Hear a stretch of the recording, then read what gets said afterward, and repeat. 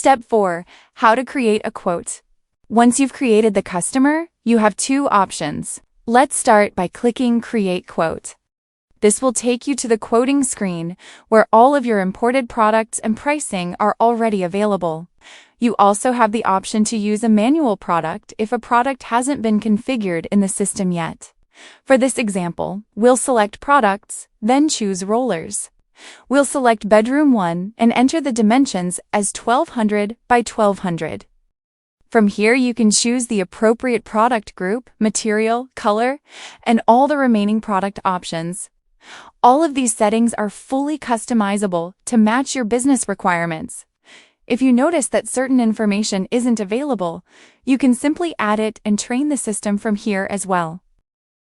Finally, let's enter a quantity of 5. The system will automatically generate 5 line items for you.